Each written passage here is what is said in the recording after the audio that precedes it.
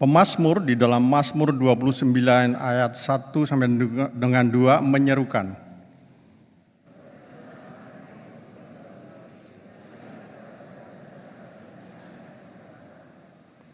berilah kepada Tuhan kemuliaan namanya. Sujudlah kepada Tuhan dalam semarak kekudusan. Umat dipersilakan untuk bangkit berdiri.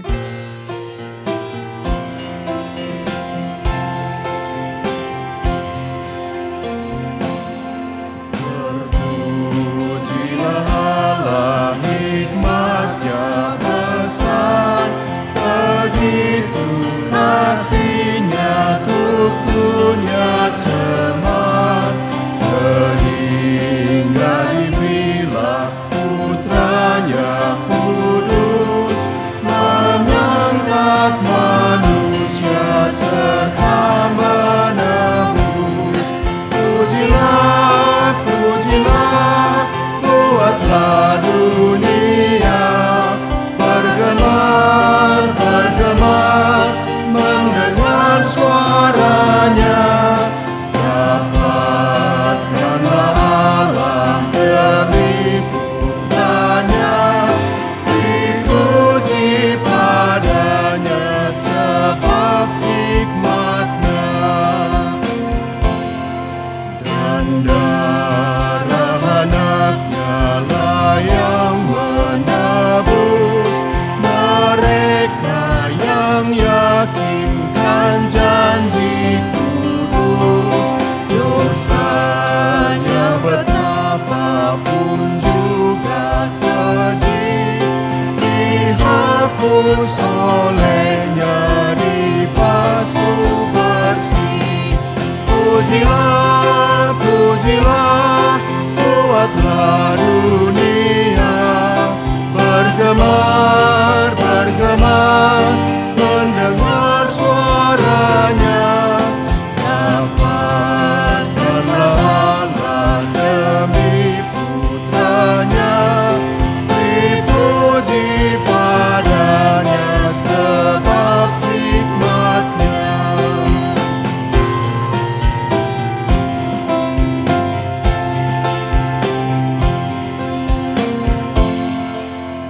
Tiada terukur besar hikmat-Nya, penuhlah hatiku sebab anaknya. Dan amat hati kita senang melihat Sang Kristus di sorga cemerlang. Pujilah, pujilah, buatlah dunia bergemar, bergemar, mendengar suaranya. Dapatkanlah Allah demi Putranya, dipuji padanya sebab hikmat-Nya. Umat yang terkasih, kebaktian ini berlangsung dalam nama Bapa, Anak, dan Roh Kudus.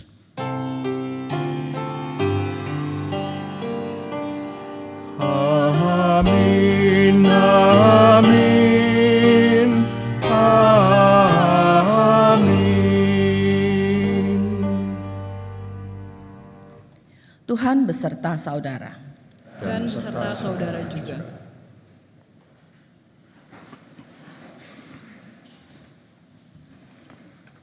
Tema ibadah kita hari ini adalah kebenaran yang membebaskan. Melalui tema ini, kita dikuatkan untuk dapat menjalani kehidupan dengan berbagai macam tekanan dan himpitan. Kekuatan itu kita dapatkan dari kebenaran yang dinyatakan Allah kepada kita sebagai umat-Nya di dalam firman yang dapat kita baca maupun firman yang hidup, yaitu Yesus Kristus Tuhan kita. Biarlah kita dimampukan untuk menyatakan perangai Kristus di dalam setiap gerak kehidupan.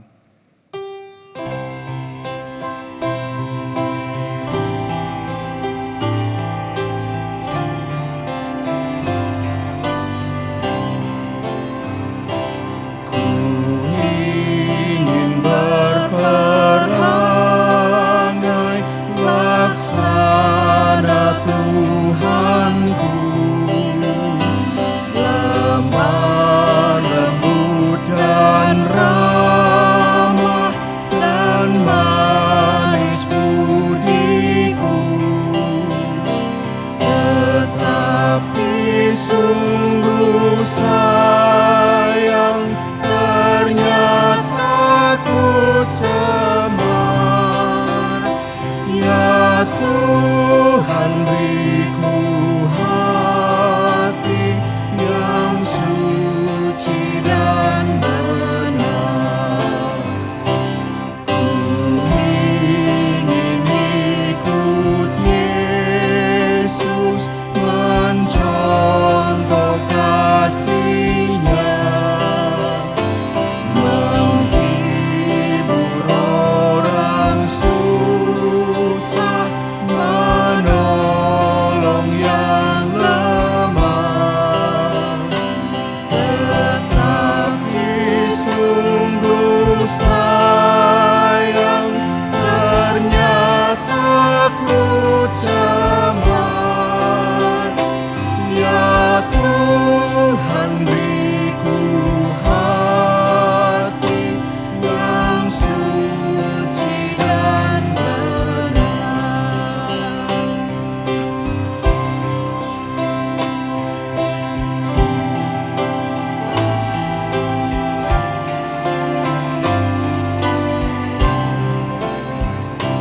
Ya sungguh juru selamat, cemarlah hatiku,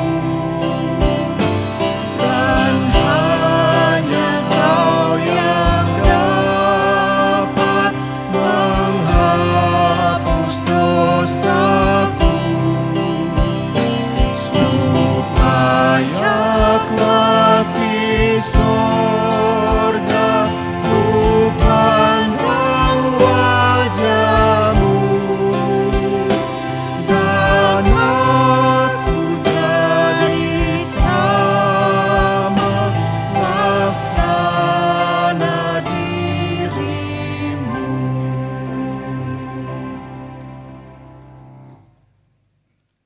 Kebenaran firman Tuhan telah tersedia bagi kita melalui Alkitab yang dapat kita baca pada setiap saat. Teladan kasih dan kehidupan dalam kebenaran telah dinyatakan dengan sempurna di dalam kehidupan, pelayanan, dan pengorbanan Tuhan Yesus Kristus.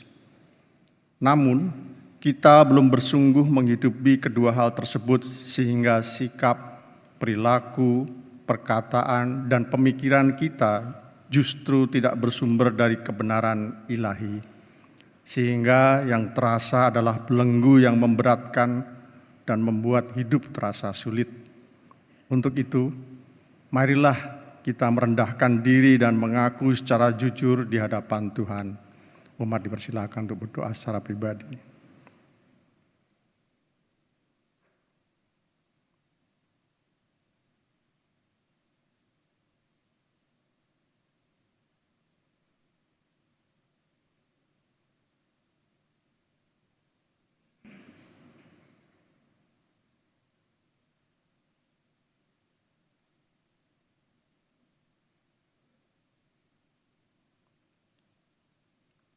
Kami mengaku di hadapan-Mu ya Tuhan, sebagai manusia berdosa yang dibenarkan di dalam anugerah-Mu, kami sering gagal untuk hidup di dalam kebenaran.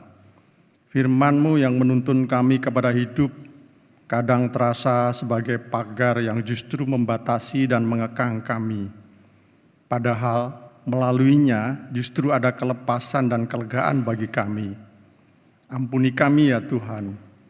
Mampukan kami menghidupi rahmat anugerah-Mu yang melampaui akal kami, sehingga kami dengan teguh hidup di dalam kebenaran-Mu. Inilah pengakuan dan permohonan kami. Kami berdoa di dalam nama Tuhan Yesus Kristus. Amin.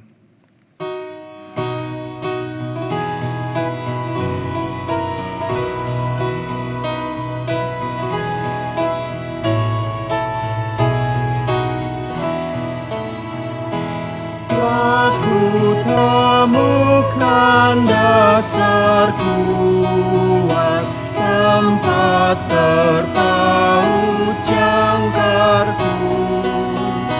Kekalnya Bapa Kau membuat putra-Mu dasar yang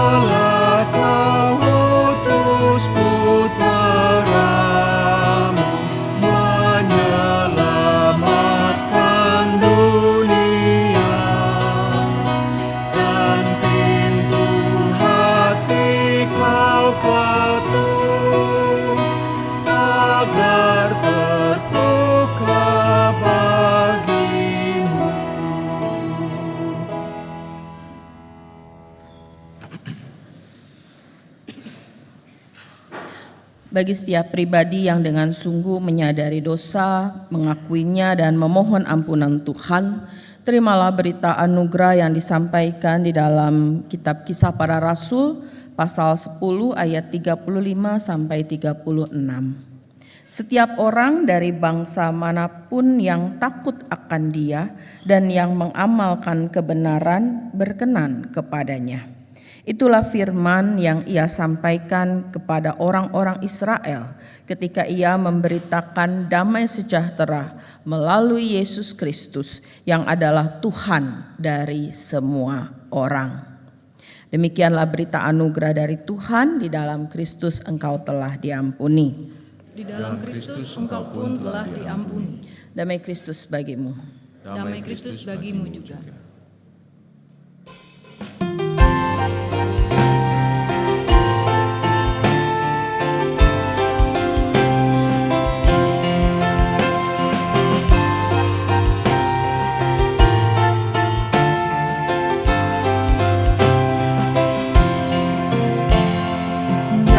Nyanyikan lagi bagiku firman kehidupan, sungguh mulia dan merdu firman kehidupan, firman yang terindah, ajarku setia, indah benar, ajaib benar, firman kehidupan, indah benar, ajaib benar, firman kehidupan.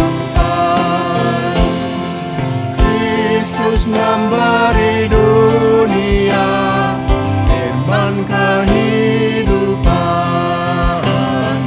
Hai pendosa, dengarkanlah firman kehidupan. Bagimu anugerah diberi berlimpah, indah benar, ajaib benar, firman kehidupan, indah benar, ajaib benar, firman kehidupan.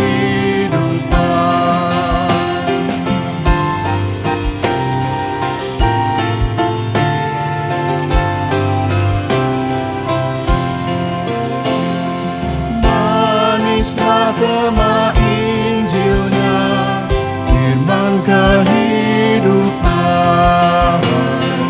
damai ampunan diberinya, firman kehidupan. Yesus juru selamat, sumber segala rahmat, indah benar, ajaib benar, firman kehidupan, indah benar, ajaib benar, firman kehidupan.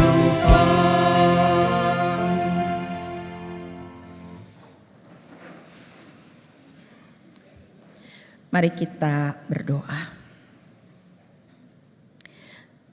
Ya Tuhan, kami bersyukur untuk hari baru yang Tuhan berikan bagi kami. Untuk kesempatan di mana kami dapat bersekutu bersama di ibadah minggu ini.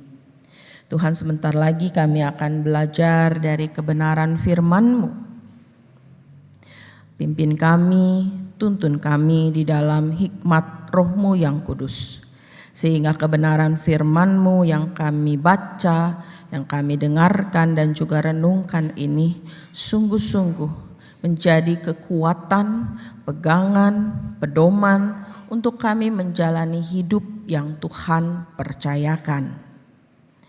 Mampukan kami untuk menjadi pelaku-pelaku firman Tuhan. Pada saat ini kami juga hendak berdoa untuk hamba-Mu yang dipercayakan menyampaikan pemberitaan firman Tuhan di dalam segala keterbatasannya. Kami mohon Tuhan yang menguduskan, melayakkan dan memampukan hamba-Mu untuk dapat memperkatakan kebenaran firman Tuhan seturut dan sesuai dengan maksud Tuhan dan dapat kami terima dengan baik. Kami berdoa di dalam nama Tuhan Yesus, Tuhan dan Juru Selamat kami yang hidup. Amin. Pembacaan Alkitab kita pada pagi hari ini dari kitab Nabi Yesaya pasal 42 ayat 1 sampai 9.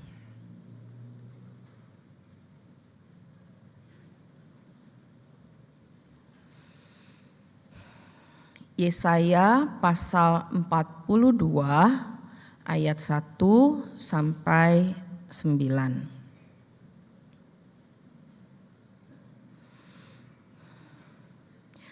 Lihat, itu hambaku yang kupegang, orang pilihanku yang kepadanya aku berkenan. Aku telah menaruh rohku padanya, supaya ia menyatakan hukum kepada bangsa-bangsa. Ia tidak akan berteriak atau menyaringkan suara atau memperdengarkan suaranya di jalan. Buluh yang patah terkulai tidak akan diputuskannya. Sumbu yang pudar nyalanya tidak akan dipadamkannya. Dengan setia ia akan menyatakan hukum. Ia sendiri tidak akan menjadi pudar dan tidak akan patah terkulai, sampai ia menegakkan hukum di bumi. Pulau-pulau mengharapkan pengajarannya. Beginilah firman Allah, Tuhan yang menciptakan langit dan membentangkannya, yang menghamparkan bumi dengan segala yang tumbuh di atasnya, yang memberikan napas kepada umat manusia yang mendiaminya, dan nyawa kepada mereka yang hidup di atasnya. Aku, Tuhan, telah memanggil engkau dalam kebenaran, telah memegang tanganmu. Aku telah menjaga engkau dan menjadikan engkau perantara perjanjian bagi umat manusia, terang untuk bangsa-bangsa, untuk membuka mata yang buta, untuk mengeluarkan orang hukuman dari penjara, dan orang-orang yang duduk dalam kegelapan dari rumah tahanan. Aku, Tuhan, itulah namaku. Aku tidak memberikan kemuliaanku kepada yang lain, atau kemasyuranku kepada patung. Hal-hal yang dahulu diberitahukan sekarang sudah menjadi kenyataan. Hal-hal yang baru hendak kuberitahukan, sebelum hal-hal itu muncul, aku mengabarkannya kepadamu. Demikianlah pembacaan firman Tuhan. Berbahagia kita yang mendengarkan firman Tuhan dan yang memeliharanya. Haleluya.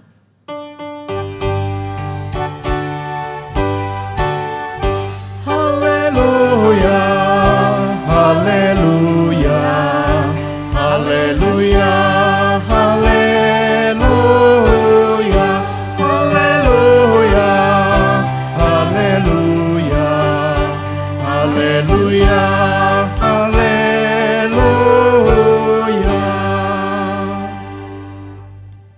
Bapak, Ibu, dan saudara sekalian yang terkasih di dalam Tuhan Yesus Kristus, saya sering kali melihat orang-orang yang punya anabul, anak bulu.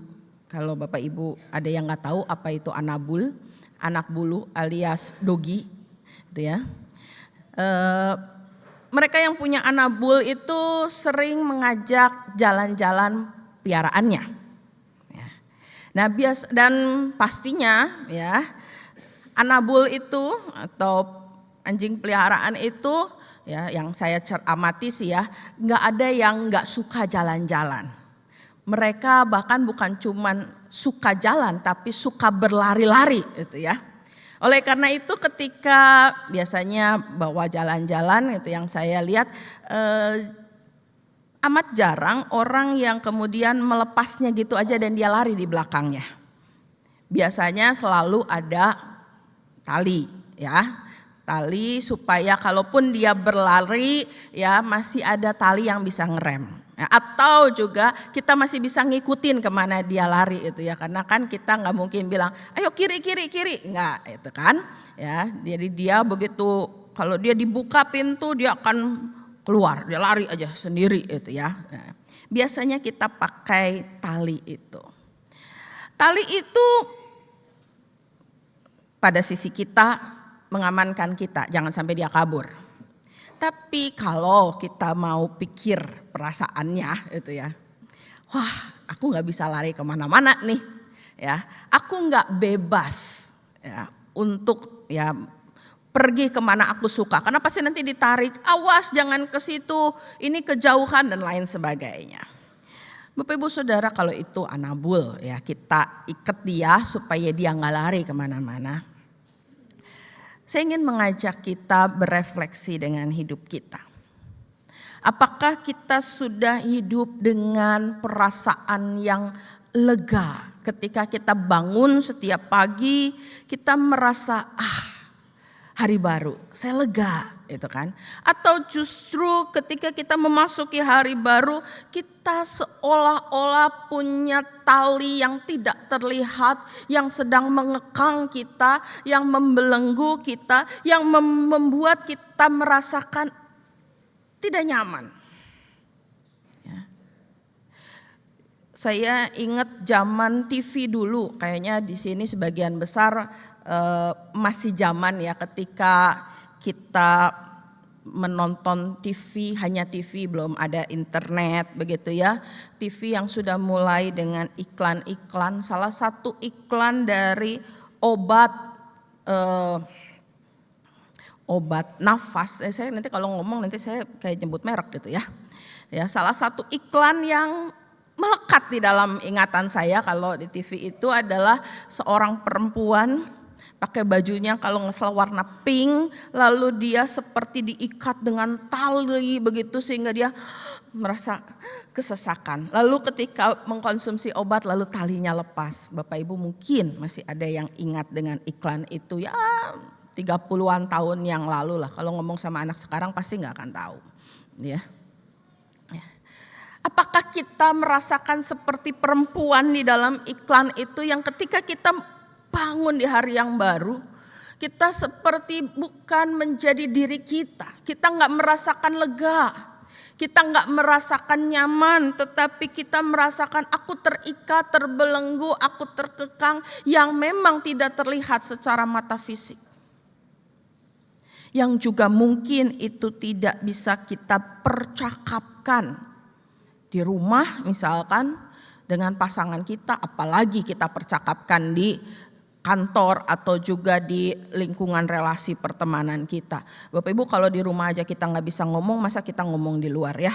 Itu kan, ya kalau ngomong mau ngomong ya di rumah lah ya, itu yang paling dekat. Jangan di rumah nggak ngomong tapi di luar ya ngomong kemana-mana, wah itu bahaya. Ya. Dengan yang di rumah dengan pasangan kita atau kalau kita belum punya pasangan dengan orang tua kita mah nggak bisa keluar gitu, nggak bisa ngomong dan kita merasa sebetulnya aku nggak nyaman. Bapak Ibu dan Saudara sekalian, belenggu kehidupan itu dialami oleh sebagian besar orang. Kita ingin punya hidup yang kita jalani dengan lega, bukan bebas sebebas-bebasnya. Ya, kalau kita membaca tema hari ini kebenaran yang membebaskan, bukan berarti kebenaran itu bisa membuat kita bertindak seenaknya dan semau kita dan sekuasa kita, bukan. Tapi kebenaran yang membebaskan adalah membuat kita bisa menghadapi segala sesuatu dengan lega. Ya, dengan langkah yang pasti, dengan langkah yang tidak ragu. Tetapi ada banyak orang tidak mampu menghadapi itu. Situasi kehidupan yang sulit. Ya, sekarang mungkin kita dibelenggu dengan pikiran-pikiran kita bagaimana kita menghadapi hari esok. Bagaimana kita bisa mencukupkan kebutuhan ya, keluarga kita. Bagaimana kita bisa kemudian punya kesehatan yang lebih baik dan masih banyak lagi hal itu. Situasi-situasi yang sulit yang kita sendiri, kenapa semakin terbelenggu? Karena kita sendiri nggak punya jawabannya.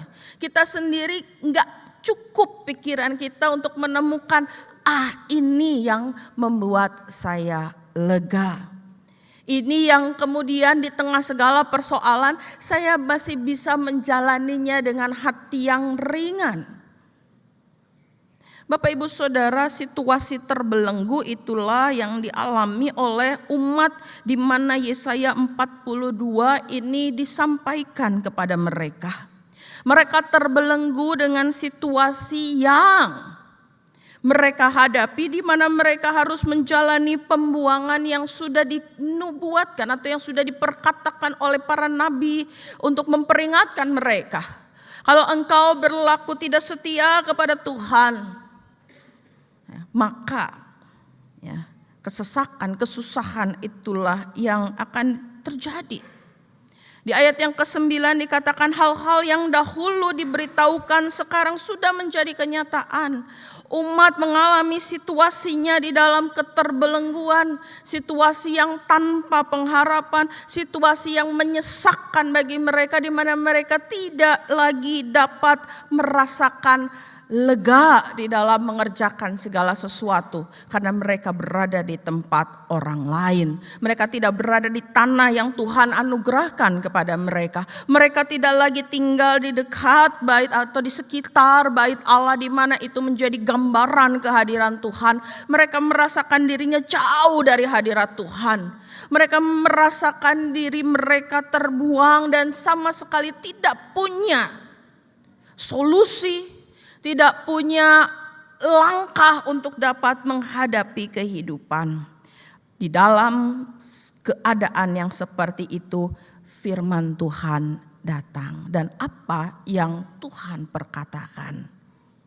Tuhan memperkatakan kepada umat yang dalam keterbelengguan itu, dia mengatakan, lihat. Kata lihat ini bukan hanya sekedar pembuka kalimat Bapak Ibu Saudara. Tetapi kata lihat itu mau mengarahkan umat yang tadinya melihat kepada diri sendiri, melihat kepada situasinya, melihat kepada kesesakannya, melihat kepada belenggunya, yang pikirannya hanya diarahkan kepada segala ketidakmampuannya. Tuhan kemudian menyapa dengan satu kata yang tegas, lihat. Artinya ubah arah pandangmu. Ketika engkau hanya memandang pada belenggumu, sekarang engkau harus memandang ke arah yang lain.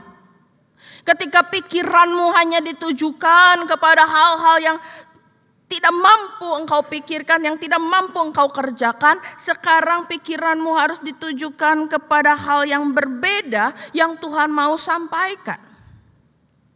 Dan yang Tuhan mau sampaikan adalah lihat.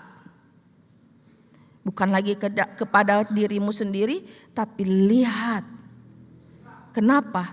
Karena ada hambaku yang kupegang. Orang pilihanku yang kepadanya aku berkenan.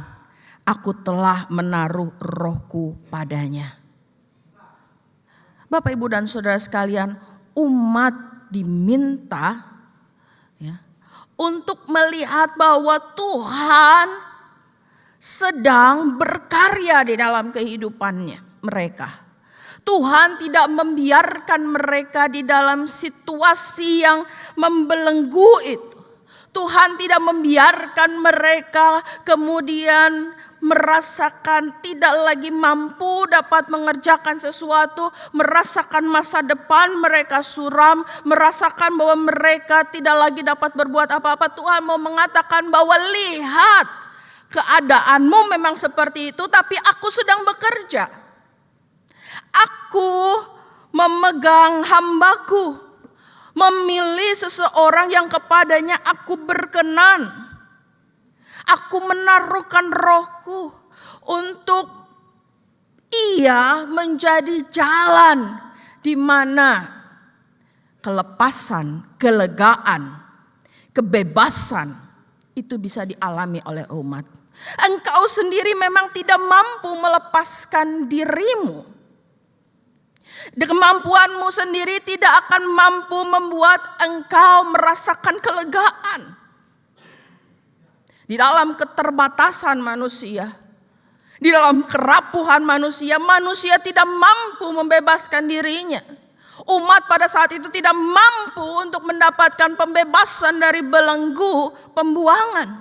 Tapi Tuhan mengatakan, aku sedang bekerja, aku memilih hambaku, aku memilih orang yang aku berkenan, dia, kepada dialah kamu harus tujukan pandanganmu. Bahwa karya kasih Tuhan akan berlaku melaluinya. Engkau tidak ditinggalkan, engkau tidak dibiarkan, engkau tidak kemudian diabaikan dengan segala belenggumu. Aku memperhatikanmu dan karena itu aku menyiapkan jalannya. Tetapi yang perlu engkau lakukan, lihat ya kepada itu.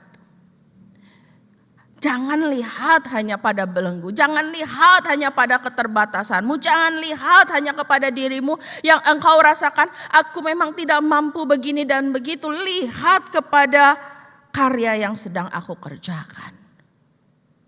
Dan karya itu adalah untuk semua. Engkau yang sedang merasa tidak berdaya, engkau yang merasa hidupmu sudah patah arang. Dengan sangat indah Tuhan menyatakan di ayat yang kedua dan ketiga. Umat diminta mengarahkan pandangannya kepada karya Tuhan. Di mana Tuhan hadir dengan penuh kasih dan penerimaan. Melalui hambanya tidak akan berteriak, menyaringkan suara atau memperdengarkan suaranya di jalan. Bukan cuman ngomong doang. Bukan cuman bisanya ngomong dan ngomong, tetapi dia akan berlaku, dia akan bekerja, dia akan menunjukkan tindakan-tindakan yang nyata di dalam segala keterbatasanmu. Sehingga kemudian di ayat yang ketiga dinyatakan buluh yang patah terkulai tidak akan diputuskannya. Tuhan tahu kondisi umat di dalam kesengsaraannya, di dalam ketidakmampuannya. Dikatakan bahwa karya Tuhan, engkau yang sedang terkulai, yang sedang patah, yang tidak lagi punya kekuatan apa-apa, tidak akan diputuskannya. Tapi dia akan hadir menopang. Sumbu yang pudar nyalanya, semangat yang hampir pudar, ya, yang sudah tidak lagi mampu bercahaya, dikatakan tidak akan dipadamkannya, tetapi dia akan menjaga sehingga yang kecil itu boleh tetap terus bernyala. Bapak, Ibu dan Saudara sekalian, satu firman yang sungguh indah bagi umat di dalam penderitaan pada saat itu, bahwa Tuhan tidak meninggalkan mereka.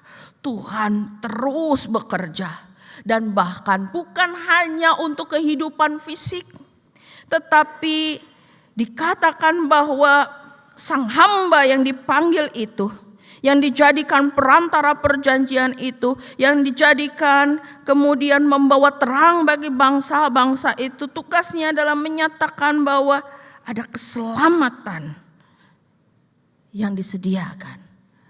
Kebenaran yang membebaskan adalah keselamatan yang Tuhan berikan kepada umat, yang kemudian membuat umat dapat kembali di dalam hubungan yang benar dengan Tuhan.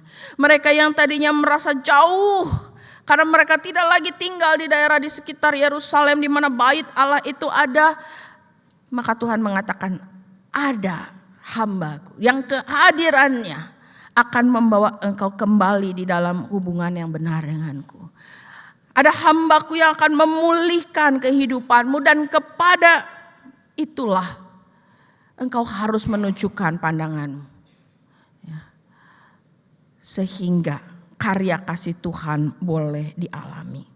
Pada konteks historisnya atau pada masa di mana firman ini diberikan, maka umat di pembuangan diajak untuk terus mengarahkan pandangannya kepada Tuhan yang memberikan janji dan kemudian memaknai hidup mereka yang walaupun terbelenggu, mereka mau tetap menghidupi kebenaran sehingga mereka mengalami pada waktunya Tuhan membebaskan mereka.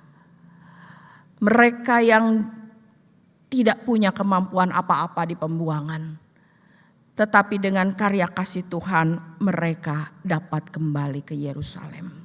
Firman ini Bapak Ibu Saudara bukan cuma sekedar untuk mereka di dalam pembuangan, tetapi firman ini disebut juga sebagai nubuatan, yang artinya bahwa berlaku pada masa itu tetapi juga mengarah ke depan.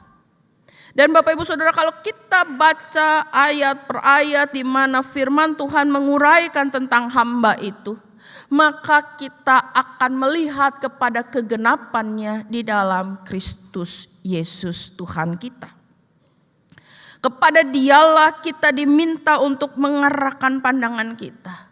Sebagaimana Tuhan Yesus sendiri mengatakan dengan sangat jelas, dan itu dicatat di dalam Injil Matius pasal yang ke-11 ayat yang ke-28 sampai 30.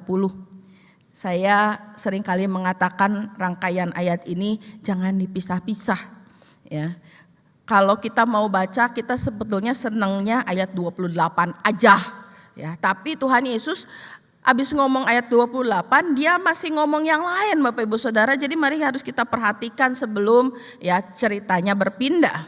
Matius pasal 11 ayat 28 sampai 30. Tuhan Yesus mengatakan begini. Marilah kepadaku semua yang letih lesu dan berbeban berat. Aku akan memberi kelegaan kepadamu.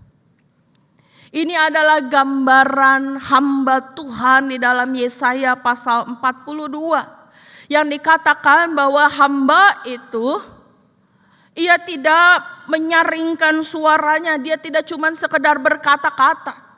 Ia bertindak di dalam kasihnya.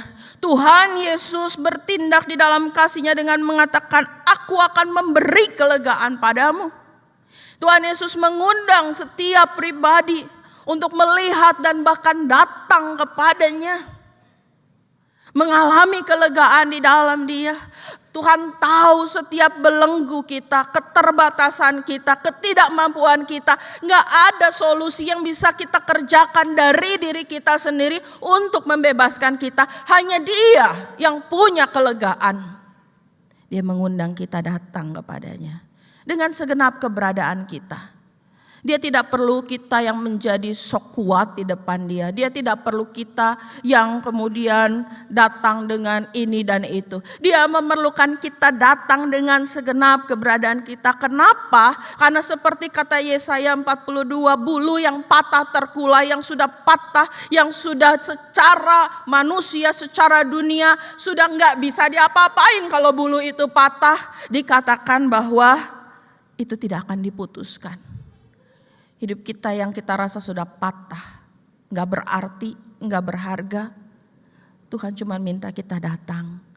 Karena Dia gak akan putuskan, karena Dia gak akan buang, karena Dia gak akan singkirkan. Sumbu yang pudar nyalanya, kita yang merasa bahwa kita sudah gak punya lagi apa-apa. Kita yang merasa seluruh tenaga kita, semangat kita sudah habis. Yesaya mengatakan, itu tidak akan dipadamkannya. Tuhan Yesus mengundang, mari kepadaku, aku beri kelegaan. Dia sang firman kebenaran mau membebaskan kita. Dengan catatan kita, pandangan kita bukan pada belenggu dan keterbatasan kita, tapi pandangan kita pada Dia. Hanya Dia yang menjadi fokus kita. Apa yang Tuhan mau kerjakan di dalam hidupku, apa yang Tuhan mau nyatakan dalam hidupku dengan segala keterbatasanku. Tuhan tahu aku terbatas, Tuhan tahu aku gak mampu, tapi firman-Nya ya dan amin bahwa aku yang gak mampu dan yang terbatas ini gak akan disingkirkan dan gak akan dibuang. Tuhan berkarya di dalam hidupku. Dia mau memberikan kelegaan. Bisa tadi bilang, Matius 11 ini jangan selesai di ayat 28 karena ayatnya sampai 30. Ketika Tuhan mengatakan aku akan memberi kelegaan kepadamu. 29 dan 30 dia mengatakan pikulah kuk yang kupasang dan belajarlah dariku. Karena aku lemah lembut dan rendah hati. Dan jiwamu akan mendapat kelegaan. Lagi-lagi kata lega itu Tuhan kasih. Ya. Kita datang kepadanya, fokus kita, pikiran kita dalam segala keadaan kita padanya. Tapi Tuhan kemudian bilang sama seperti ayat yang di Yesaya katakan, ia tidak menyaringkan suara yang gak cuma ngomong. Ia bertindak, Tuhan juga mau kita bertindak di dalam kehidupan kita.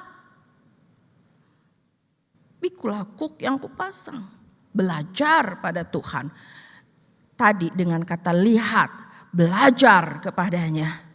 Itu yang akan memampukan kita merasa lega bukan karena semua beban dan persoalan itu hilang dari hidup kita.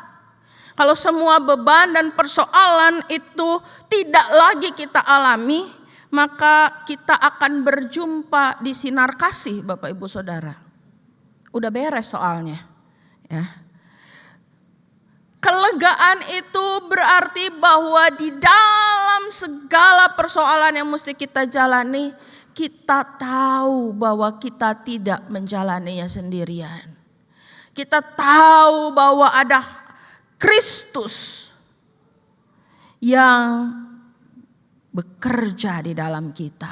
Kristus yang mengerti segenap kelemahan kita, Dia yang mau pakai kita untuk kita boleh merasakan hidup di dalam kebenaran. Untuk kita boleh merasakan kelegaan. Ayat 30 mengatakan dari Matius pasal 11, kuk yang kupasang itu menyenangkan, bebanku pun ringan. Dalam artian bukan berarti nanti persoalan kita ya ecek-ecek gitu ya, biasa-biasa aja, bukan. Tetapi beban itu ringan, kenapa? Karena itu bukan semata-mata ya hanya dengan kekuatan kita jalani. Beban itu akan terasa ringan karena apa? Karena kita mengerjakannya dengan terus memandang fokus kepada Tuhan yang punya hidup. Yang dengan jelas di dalam Yesaya 42 dikatakan, aku Tuhan. Ya, Tuhan yang menciptakan langit, membentangkannya, menghamparkan bumi, memberikan nafas dan nyawa. Kita mengarahkan ke sana. Beban kita ringan karena kita fokus kepada Dia, bukan lagi kepada kita. Itulah yang membebaskan kita untuk kita hidup menjalani keadaan kita bukan dengan rasa ya belenggu berat, tetapi kita dibebaskan karena Dia yang bekerja di dalam kita. Bapak Ibu dan Saudara sekalian, dalam setiap pergumulan ini, kalau engkau merasa berat, tidak mampu, jangan-jangan engkau sedang tidak memandang kepada Tuhan.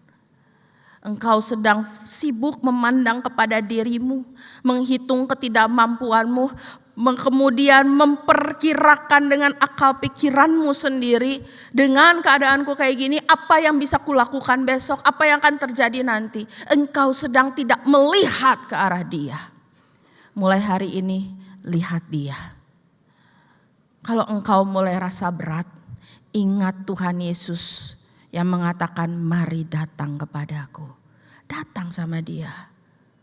Datang dengan keberadaanmu yang jujur dan sungguh-sungguh. Tuhan, aku merasa gak mampu. Tuhan, aku merasa ini. Datang dengan menjerit kalau engkau mau menjerit kepada Dia.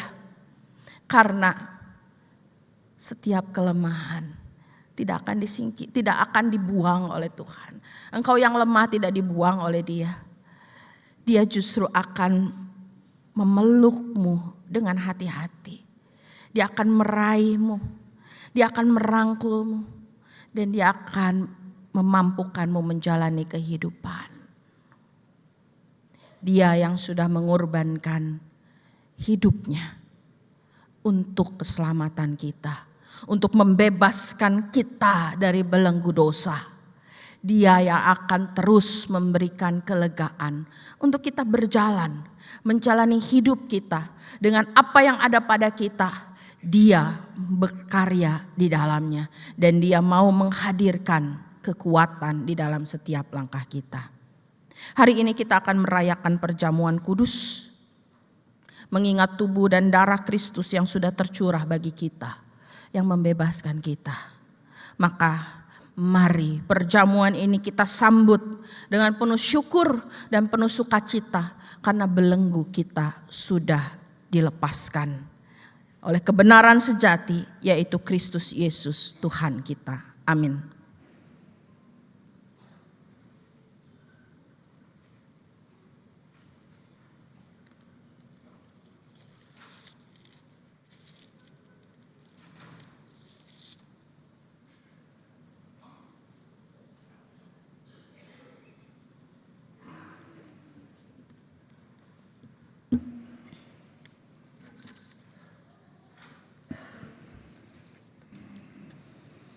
Jemaat diundang berdiri.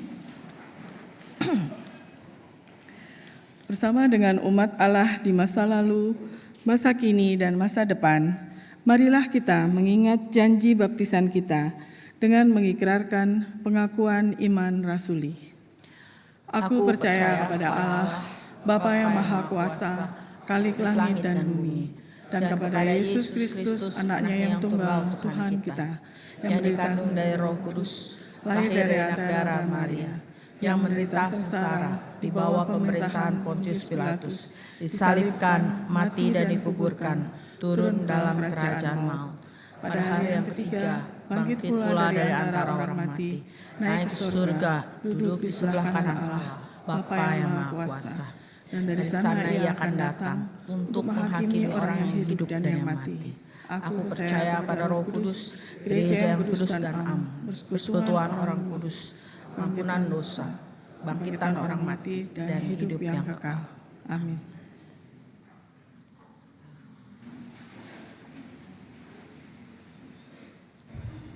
Mari kita berdoa. Tuhan, pada saat ini kami hendak menaikkan syafaat kami. Di tahun yang baru ini, Tuhan, kami masih mendapati berita-berita di mana keadaan dunia sedang terkoyak. Kejadian-kejadian di negara-negara, secara khusus di Iran, Tuhan, kami mohon tolong para pemimpin dunia, mereka yang merasa punya kuasa, tolong berikan mereka hati yang mau melihat kemanusiaan, yang bukan cuma sekedar memikirkan rasa diri pribadi, nafsu sendiri, tetapi boleh melihat ada banyak orang yang kemudian terluka. Ada banyak orang yang kemudian terpisah dari orang-orang, dari keluarga yang mereka kasihi hanya karena kepentingan para pemimpin. Tuhan, tolong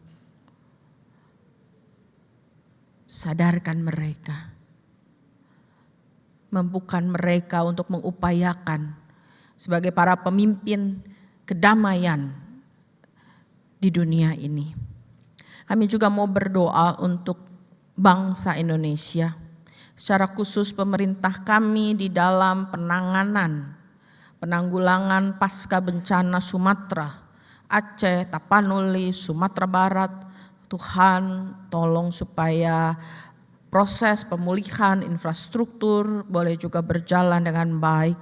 Untuk korban-korban bencana yang masih harus ditangani, Tuhan biarlah mereka juga boleh merasakan ada pengharapan dalam hidup mereka yang sudah porak-poranda. Berkati setiap relawan yang masih ada di daerah bencana. Berikan kesehatan, kekuatan tubuh, berikan kesabaran dan sukacita untuk mereka boleh mendampingi para korban bencana alam.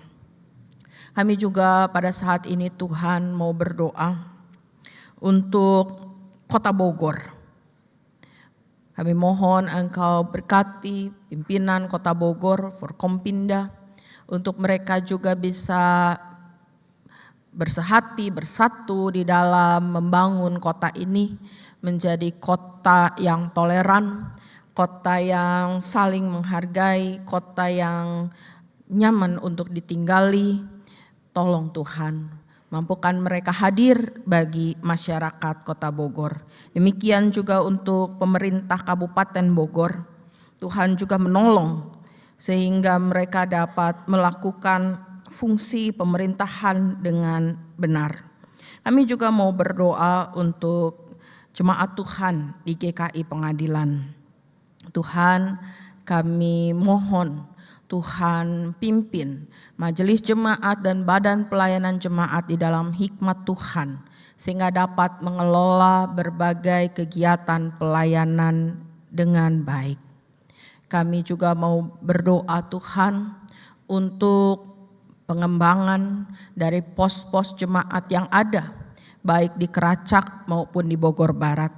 Sehingga melalui kehadiran pos jemaat ini, nama Tuhan semakin diperdengarkan dan berkat Tuhan boleh semakin diluaskan sehingga masyarakat di daerah Bogor Barat maupun Keracak dapat merasakan berkat dan damai sejahtera Tuhan.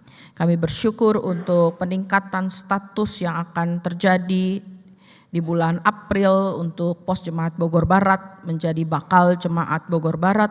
Tuhan menolong setiap proses, bukan hanya pada saat ibadah peningkatan status, tetapi bersama-sama kami mendukung bagaimana Bogor Barat ini dihantar untuk menjadi bakal jemaat dan kelak menjadi jemaat yang dewasa. Tuhan, kami juga mau berdoa pada saat ini untuk ibadah perayaan Natal Komisi Anak yang akan berlangsung siang nanti. Tuhan menolong di dalam semua persiapan, Tuhan yang memimpin sehingga baik para pelayan maupun anak-anak Tuhan yang akan beribadah, mereka juga boleh merasakan sukacita dan juga mereka boleh dikuatkan untuk dapat menjalani kehidupan sebagai anak-anak Tuhan. Kami juga mau membawa di dalam doa untuk saudara-saudari kami yang sedang di dalam sakit maupun juga masa pemulihan. Kami mengingat untuk Bapak Edward Maringka, Oma Yoni, Ibu Yulia Bandarjanti, Bapak Edi Sanusi, Bapak Sortamin Purba, Ibu Mira Tobing, Bapak Ohama Olawe, Bapak Antari Mansaragi. Tuhan jamah mereka. Kami percaya Tuhan bekerja dalam hidup mereka, Tuhan yang menolong mereka. Berikan selalu pengharapan untuk mereka dapat melihat hari-harinya bersama dengan Tuhan. Berkati keluarga yang menjaga dan merawat, Tuhan yang sertai, Tuhan yang berikan segenap kemampuan. Dan kami juga mohon berkat Tuhan mencukupkan setiap proses pengobatan ini. Kami juga mau membawa keluarga kami Tuhan di dalam pimpinan Tuhan. Tuhan tolong kami untuk bisa saling mengasihi, saling mengampuni, saling menerima satu dengan yang lain. Kami juga percaya bahwa damai sejahtera Tuhan bertahta berkuasa di dalam kehidupan keluarga kami. Kami juga mau membawa kepada Tuhan segenap pekerjaan kami, usaha kami, kegiatan kami hari demi hari, studi kami. Tuhan tolong supaya melalui semuanya itu kami dapat merasakan berkat pemeliharaan Tuhan. Juga kami yang sedang berjuang untuk mencari pekerjaan, Tuhan berikan kami semangat di tengah situasi yang sulit ini. Di tengah banyaknya harapan yang kadang menjadi belenggu bagi kami. Tuhan tolong supaya kami mengarahkan pandangan kami kepada Tuhan. Tuhan yang mempersiapkan, merancang masa depan kami. Kami mau dengan segala kesabaran yang Tuhan anugerahkan menjalani apa yang menjadi rancangan dan kehendak Tuhan. Kami juga memohon Tuhan, Engkau juga yang memampukan kami dalam semua harapan dan cita-cita kami. Kami berjalan menghidupi kehendak dan rencana Tuhan agar terjadi dengan indah pada waktu Tuhan di dalam kehidupan kami. Inilah syafaat kami yang kami naikkan di dalam nama Tuhan Yesus Kristus. Amin.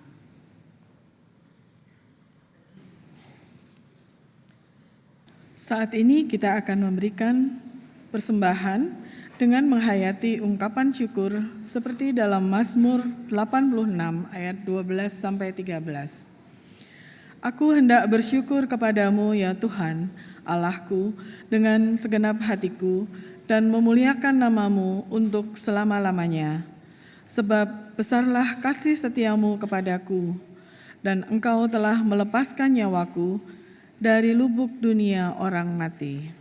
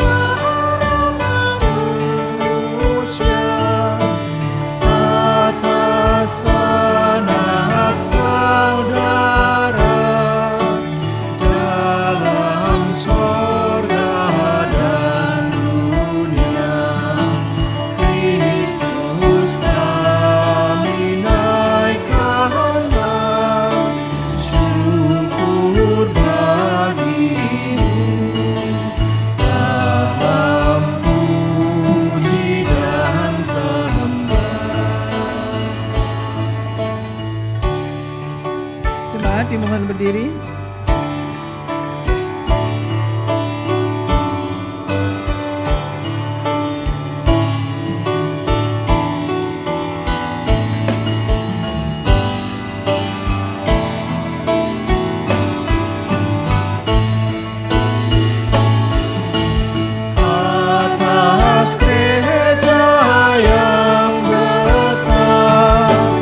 Dalam doa dan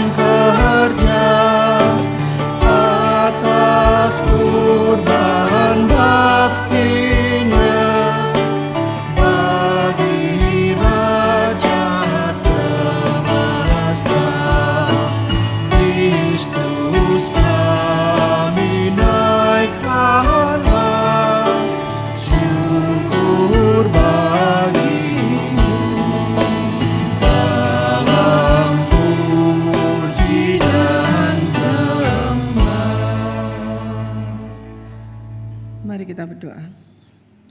Inilah ungkapan syukur kami atas segala berkat-Mu ya Tuhan. Berikanlah hikmat-Mu agar persembahan ini dapat dikelola dengan benar. Menyebarkan kasih-Mu dan mempermuliakan nama-Mu. Dalam nama Tuhan Yesus kami berdoa. Amin. Bapak Ibu Saudara sekalian, mari wujudkanlah kebenaran yang membebaskan di dalam kehidupan kita, yang selalu menghamba kepada Kristus, memandang kepadanya, agar orang-orang di sekitar kita dapat mengalami anugerah dan kebenaran ilahi juga terjadi dalam kehidupan mereka.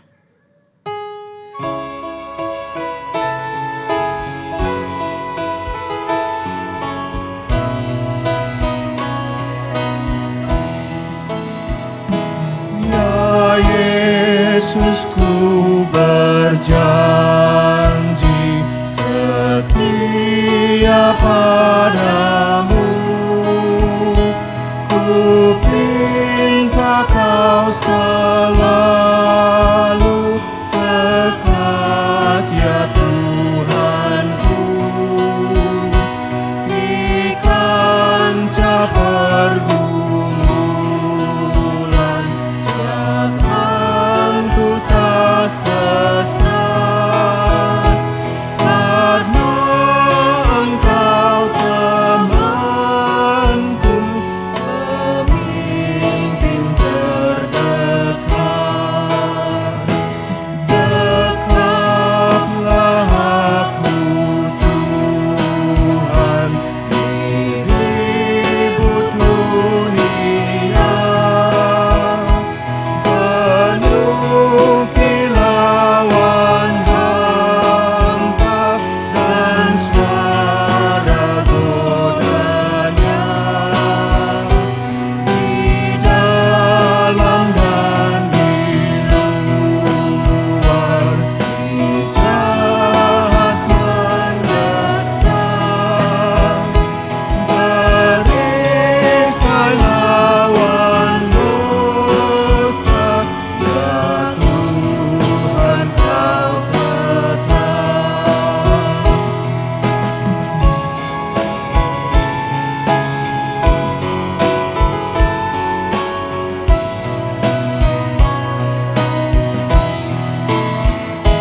Ya Yesus, kau berjanji kepada umat-Mu, di dalam kemuliaan kau sambut hamba-Mu. Dan aku pun berjanji setia padamu. Berikanlah karunia mengikut-Mu teguh. Umat Tuhan, arahkanlah hatimu kepada Tuhan. Kami mengarahkan hati kami kepada Tuhan. Jadilah saksi Kristus, Syukur kepada Allah, terpujilah Tuhan. Kini dan selamanya. Melangkahlah senantiasa di dalam naungan berkat Tuhan. Tuhan memberkati engkau dan melindungi engkau. Tuhan menyinari engkau dengan wajah-Nya dan memberi engkau kasih karunia. Tuhan menghadapkan wajah-Nya kepadamu dan memberi engkau damai sejahtera.